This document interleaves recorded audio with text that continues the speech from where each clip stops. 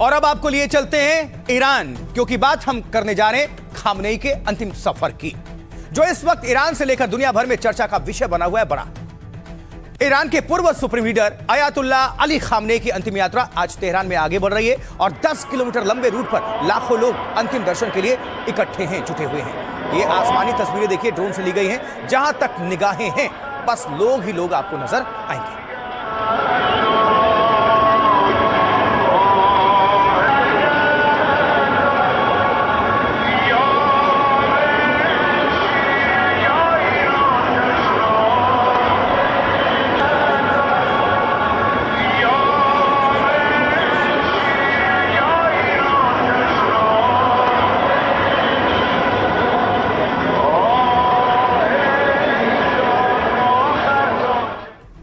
और भीड़ इतनी ज्यादा कि कई जगह ताबूत ले जा रहा वाहन धीमी गति से आगे बढ़ रहा है। ईरान की सरकारी मीडिया ने इसे देश के आधुनिक इतिहास का सबसे बड़ा जनसमूह बताया है।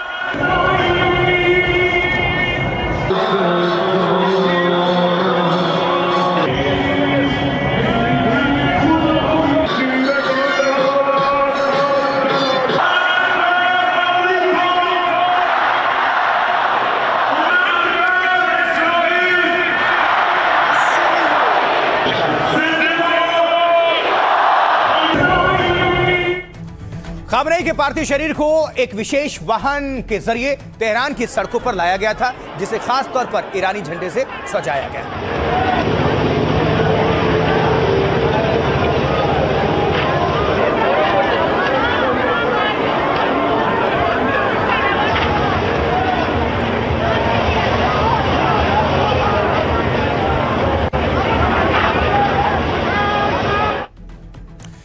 लोग अपने मरहूम नेता के ताबूत पर फूलों की बारिश कर रहे थे, उन्हें विदाई दे रहे हैं। और आपको जो तस्वीर दिखाने जा रहे हैं, देखिए जरा, पूरा रास्ता, हर एक रास्ते में जगह जगह लोग खामनेई के पार्थिव शरीर पर फूलों से जो श्रद्धांजलि दे रहे हैं, वो भी तस्वीरें। हर आत्मा पर नम है, अपने नेता के प्रति सम्मान है।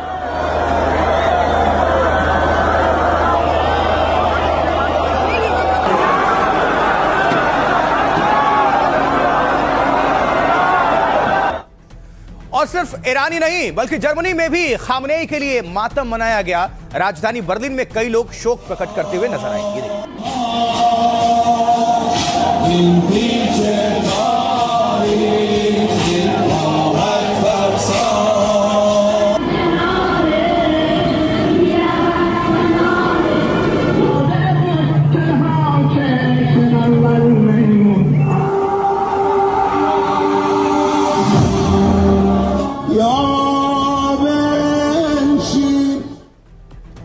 और वहीं उधर ईरान में खामनेई के अंतिम संस्कार में हजारों लोगों के हाथों में लाल झंडे भी दिखाई दिए। आखिर क्यों? ये झंडे देखिए सिर्फ शोक का नहीं बल्कि बदले और प्रतिरोध का संदेश भी माने जाते हैं। तो लोग डोनाल्ड ट्रंप और नेतन्याहू के पोस्टर लेकर बदले की मांग कर रहे थे। सुनिए जरा शोक।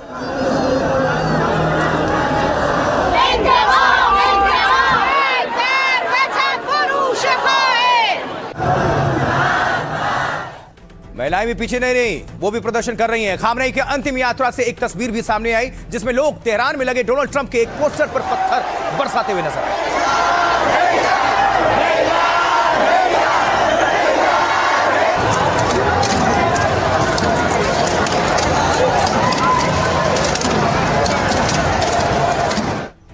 जल्दी जल्दी आपको अपडेट कर देते हैं कि क्या कुछ रहा है और अभी आगे कौन कौन पहुंचा, कौन कौन सा देश इसमें शामिल हुआ, ये सब कुछ आपके सामने रखने जा रहे हैं। देखिए, खामनेई की अंतिम यात्रा में लाखों लोग शामिल होने पहुंचे हैं और तेहरान में सुबह से ही श्रद्धांजलि देने वालों का जन सैलाब उमड़ा था। खामनेई की अंतिम यात्रा तेहरान के प्रमुख मार्गों से होकर गुजर रही है। जनाजे के साथ लाखों की संख्या में लोग चल रहे थे, पीछे पीछे, आगे आगे। आसमान से देखने पर तेहरान की सड़कों पर काले कपड़ों में बस भारी भीड़ ही हर तरफ देखने को मिल रही है।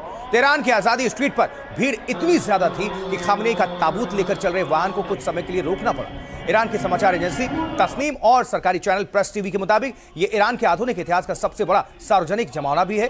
खामनेई की अंतिम यात्रा में देश के शीर्ष धार्मिक नेता, सरकारी अधिकारी, सेना के वरिष्ठ अधिकारी और बड़ी संख्या में आम लोग भी शामिल हैं। अंतिम यात्रा के बाद खामनेई के पार्थिव शरीर को धार्मिक रस्मों के लिए कोम लेकर जाया जाएगा। इसके बाद उनके गृह शहर मशहद में सुपुर्दे खाक किया जाएगा। इसी बीच लोग उनकी मौत के बाद देश भर में बदले की मांग कर रहे हैं। तेहरान समेत कई शहरों में लोगों ने लाल झंडे और बैनर लेकर प्रदर्शन किए हैं। ईरान में लाल झंडे को शहादत और बदले के प्रतीक के तौर पर देखा जाता है। ईरानियों में इतना गुस्सा था कि एक जगह कई लोग ट्रंप के पोस्टर को पत्थर मारते हुए कैमरे में कैद हुए, जिसकी तस्वीरें आपके सामने हमने अभी थोड़ी देर पहले रखी हुई थी। और अब सुनवाते हैं आपको तेहरान में मौजूद लोग क्या कुछ कह रहे हैं। इस समारोह में शामिल होने का हमारा मुख्य मकसद हमारे शहीद इमाम का बदला लेना है। हम उन्हें विदा करने के लिए यहाँ नहीं आए हैं। हमारे इमाम अभी भी हमारे बीच मौजूद हैं, क्योंकि शहीद जीवित होते हैं। हम ये दिखाने के लिए यहाँ हैं कि उनका रास्ता जारी रहेगा और इनमें से हर व्यक्ति मुट्ठियाँ बींचकर उनके रास्ते पर आगे बढ़ेगा और जल्द ही हम निश्चित रूप से अमेरिका और इजराइल से उनकी मौत का बदला लेंगे। इजराइल, अमेरिका या कोई भी और जिसकी हमारे देश के बारे में जरा भी बुरी मंशा हो, उसे ये जान लेना चाहिए कि हम बच्चों से लेकर बुजुर्गों तक सभी इस सिस्टम का समर्थन करते हैं। आप बुरी नीयत से इस देश की तरफ देख भी नहीं सकते। जब तक हम जिंदा हैं और जब तक हमारे शरीर में खून की आखिरी बूंद भी बाकी है, हम इस देश के लिए डट कर लड़ेंगे। हम इस जमीन का 1 इंच भी किसी को नहीं लेने देंगे।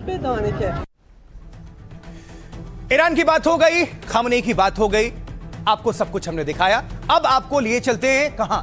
इंडोनेशिया, क्योंकि एक मुस्लिम मुल्क में मोदी मोदी के नारे इस वक्त गूंज रहे हैं। सबसे पहले आप ये तस्वीर देखिए। जकार्ता में भारतीय समुदाय के लोगों के बीच जैसे ही प्रधानमंत्री नरेंद्र मोदी पहुंचे तो वहां खुशी की लहर दौड़ पड़ी और उत्साहित लोग मोदी मोदी के नारे लगाने लगे।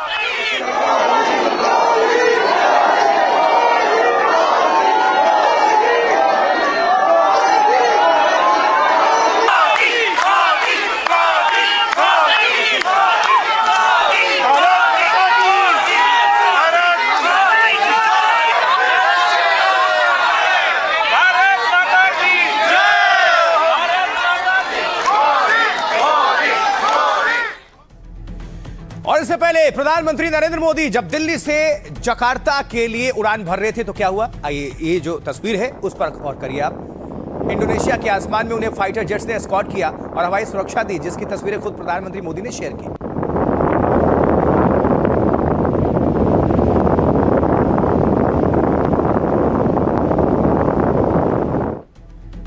तो जकार्ता में उतरते ही एयरपोर्ट पर इंडोनेशिया के राष्ट्रपति प्रबोवो सुबियांतो ने प्रधानमंत्री मोदी का स्वागत किया। ये देखिए।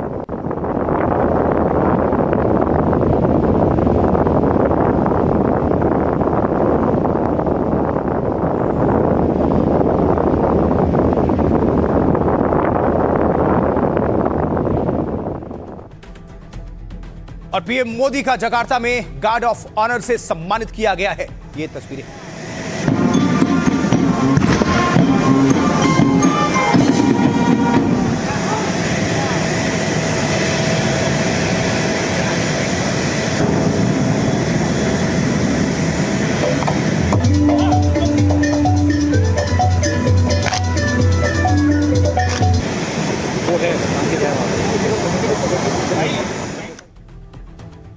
तो पारंपरिक तरीके से प्रधानमंत्री मोदी का वहां पर अभिनंदन हुआ, स्वागत हुआ, वेलकम हुआ।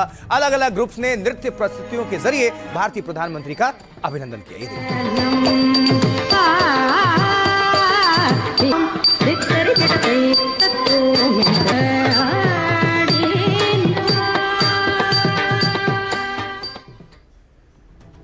तो पीएम मोदी का इंडोनेशिया में जितना शानदार स्वागत हुआ, कल उतनी ही शानदार डील भी हो सकती है, क्योंकि खबरें हैं कि दोनों देश ब्रह्मोस मिसाइल की डील पर मुहर लगा सकते हैं।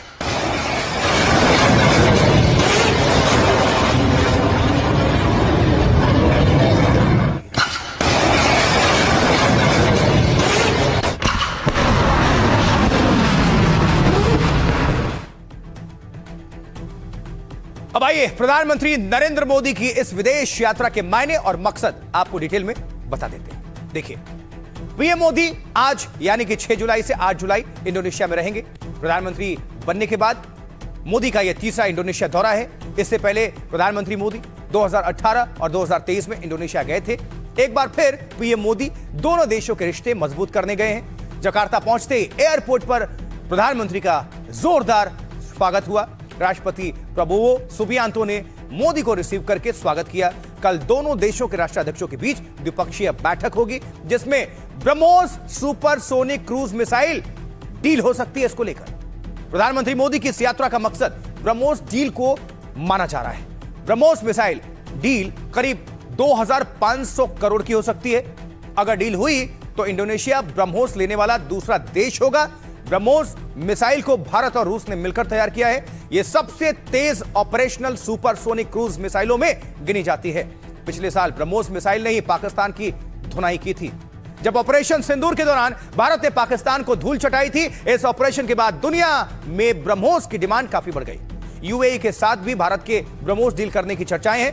प्रधानमंत्री नरेंद्र मोदी इंडोनेशिया के सबसे बड़े हिंदू मंदिर भी जाएंगे और इसके अलावा कारोबारियों और भारतीयों से भी मिलने का कार्यक्रम है पीएम का।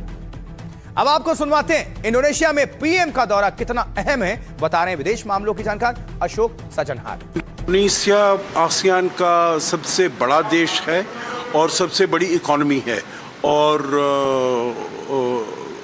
इकोनॉमिक कोऑपरेशन, ट्रेड, नई टेक्नोलॉजीज जो हैं, आर्टिफिशियल इंटेलिजेंस है और क्रिटिकल मिनरल्स है, इन सब क्षेत्रों में बातचीत होगी और रक्षा सुरक्षा के क्षेत्र में भी बात होगी क्योंकि ये इंडो पैसिफिक का बहुत ही महत्वपूर्ण हिस्सा है। हमारे संबंधों को जिसे हम कहा जाए अपनी एक्ट ईस्ट पॉलिसी है उसको आगे ले जाने में बहुत ही महत्वपूर्ण सिद्ध होगी क्योंकि अभी तक हमने देखा प्रधानमंत्री मोदी पश्चिमी देशों में गए थे, सेशल्स में गए, मॉरिशस में गए, परंतु अब इंडो पैसिफिक ईस्ट में वहाँ पर जाने का भी ये समय है, मौका है जो अपने संबंधों को वहाँ इन देशों के साथ भी और दृढ़ और विस्तृत बना पाए।